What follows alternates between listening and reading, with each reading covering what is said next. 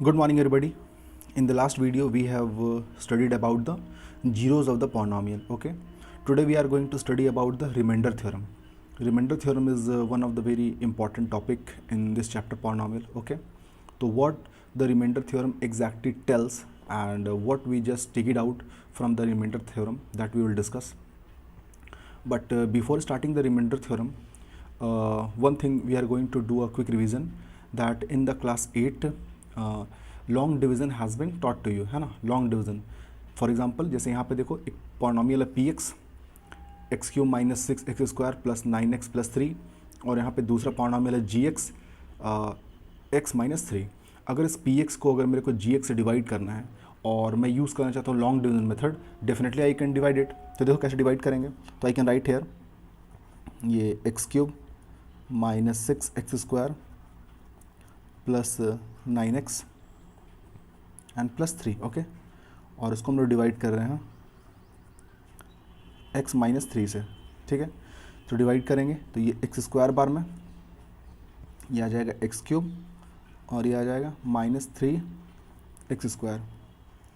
Division में sign change होता है, प्लस है तो यहाँ पे माइनस आएगा, यहाँ माइनस है तो प्लस आएगा. ठीक है. उसके बाद क्या होगा, ये जो फर्स्ट टर्म है आपका, ये फर्स्ट टर्म बिल्कुल भी कैंसिल हो सकता है.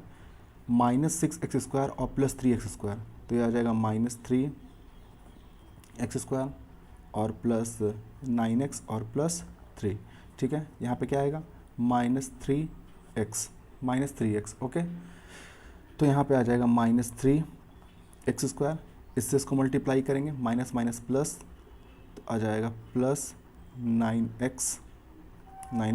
साइन चेंज करेंगे तो ये आ जाएगा आपको यहाँ पे प्लस, ये आ जाएगा माइनस. ठीक है.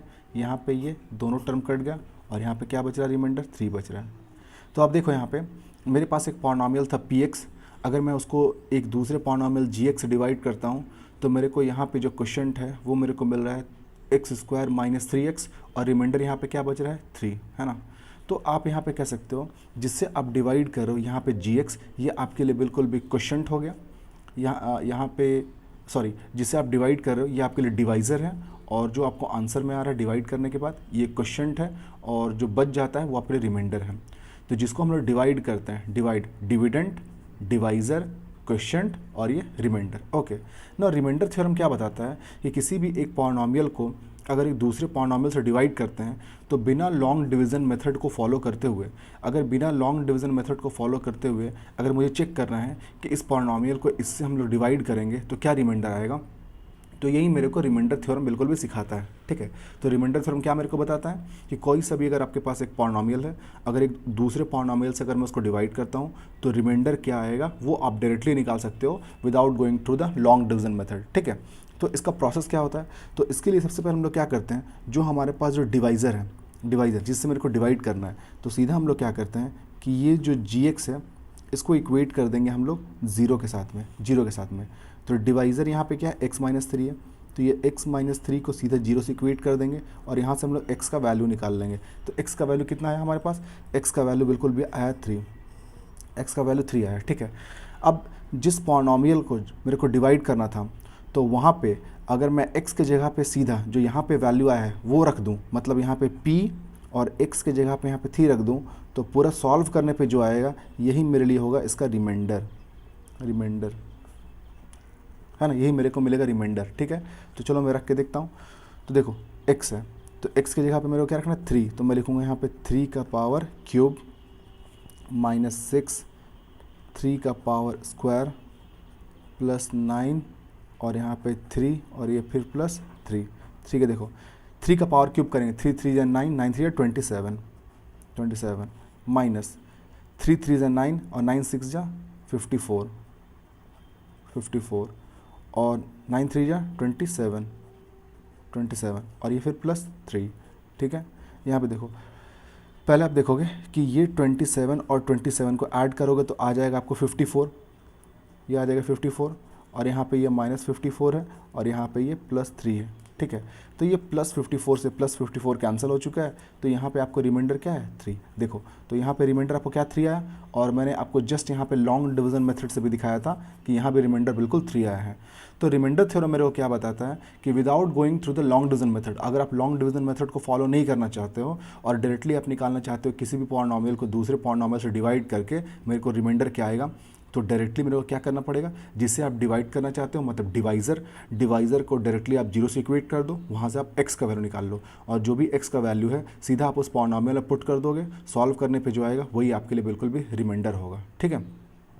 लेकिन यहाँ पे मैं आपको बताता हूँ कि यहाँ पे रिमाइंडर थ्योरम के 2 डिमेरिट्स भी हैं, ठीक है। 2 डिमेरिट्स हैं, आप अच्छे से समझ लो। डिमेरिट नंबर 1 कि जब रिमाइंडर थ्योरम को इस्तेमाल करते हो तो सिर्फ और सिर्फ आपको रिमाइंडर पता चलता है, क्वेश्चन के बारे में कोई इन्फॉर्मेशन नहीं है। तो ये इसका एक डिमेरिट है कि रिमाइंडर थ्योरम से सिर्फ हम लोग रिमाइंडर फाइंड कर सकते हैं, बस क्वेश्चन हम लोग फाइंड नहीं कर सकते हैं। ये आपका पहला डिमेरिट हो गया। नंबर 2, जो मेरा डिवाइज़र है मतलब जिससे हम लोग डिवाइड करते हैं उसका डिग्री बिल्कुल भी 1 होना चाहिए। अगर उसका डिग्री 1 से ज़्यादा हुआ तो आप x का वैल्यू फाइंड नहीं कर पाओगे, और x का वैल्यू फाइंड नहीं कर पाओगे उसको डिवाइड नहीं कर पाओगे। जैसे फॉर एग्जांपल अगर मेरे पास जो डिवाइज़र है, अगर यहाँ पे डिवाइज़र है gx, अगर ये मेरे पास आता है x² - 3x और +2, ठीक है। तो यहाँ पे आप x का वैल्यू बिल्कुल भी एक सिंगल x का वैल्यू नहीं होगा, 2 अलग अलग वैल्यूज़ होंगे। इसको अगर मैं मिडिल टर्म स्प्लिट करूँगा तो आ जाएगा x² - 2x और -x और +2। यहाँ से x कॉमन निकाल लोगे, x - 2, यहाँ से -1 आएगा, x - 2, यहाँ आपको मिल जाएगा x - 2 और यहाँ आ जाएगा आपको x - 1, ठीक है।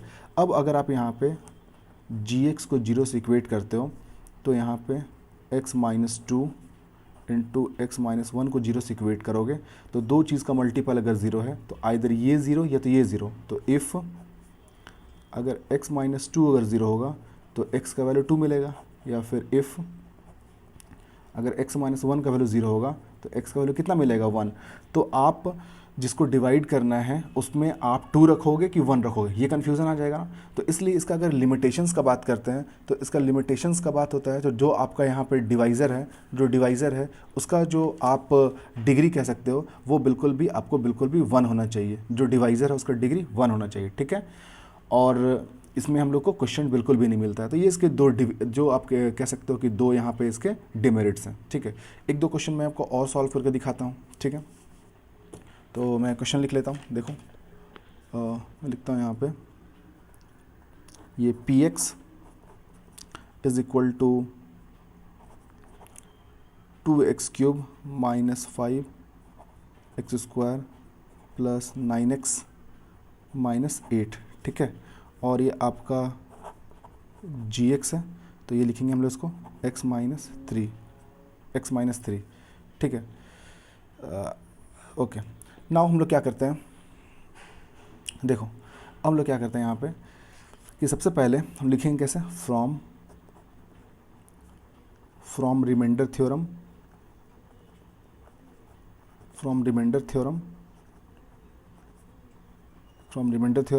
gx जो है, gx का वैल्यू को 0 से इक्वेट करो, मतलब x - 3 को 0 से इक्वेट करो क्योंकि gx का वैल्यू कितना x - 3, और यहाँ पे x का वैल्यू कितना आ जाएगा 3, उधर जाएगा तो ये बिल्कुल प्लस में आ जाएगा 3। नाउ मेरे को पता है कि पॉलिनोमियल में अगर x के प्लेस में अगर मैं 3 पुट करता हूँ तो यही मेरे को क्या आ जाएगा, यही मेरे को रिमाइंडर आता है, ठीक है। चलो मैं पुट कर लेता हूँ यहाँ पे 2, फिर यहाँ पे लिखेंगे 3 का पावर क्यूब -5 इंटू 3 का पावर स्क्वायर प्लस 9 इंटू 3 और -8, ठीक है। 3 3 ज़ा 9, 3 3 ज़ा 9 और 9 3 ज़ा 27 इंटू 2 54, तो ये आ गया आपको 54 माइनस 3 3 ज़ा 9 और 9 इंटू 5 45,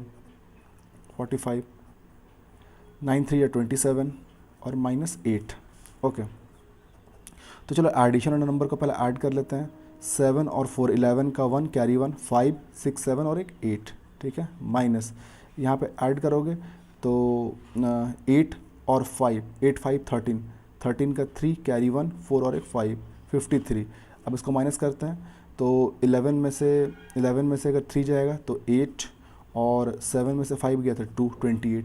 तो इसका मतलब यहाँ पे जो रिमाइंडर है वो बिल्कुल भी आपको कितना आता है, 28, ठीक है।